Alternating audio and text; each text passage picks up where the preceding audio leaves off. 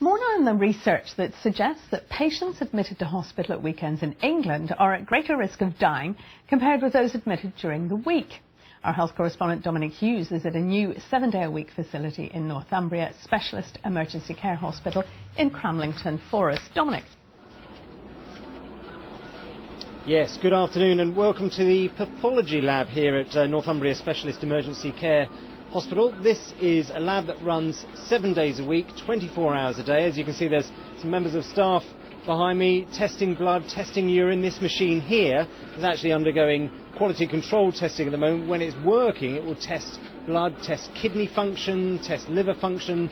Those kind of results are vital to providing the kind of quality care that patients need at weekends as well as during the week. Now, this hospital is the first purpose-built hospital of its kind in England. It provides consultant-led care 7 days a week, 24 hours a day.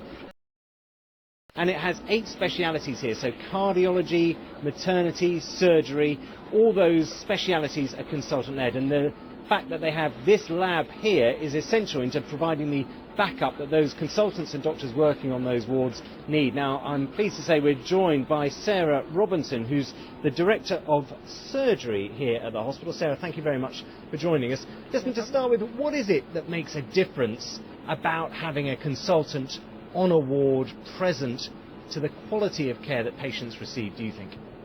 I think there's a very obvious difference to the quality of care that they receive. They get an expert opinion, not quite immediately, but certainly very quickly and if necessary immediately.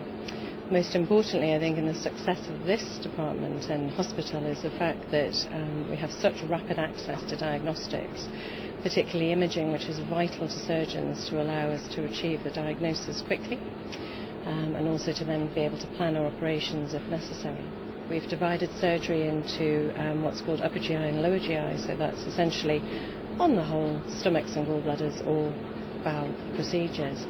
And it's well recognised that if you do that, you improve the care that patients receive, both the speed with which they undergo their operation, but also the outcomes, so reducing the chances of patients requiring a stoma, making sure that people have complex biliary procedures done quickly, which reduces the chances of them getting sick.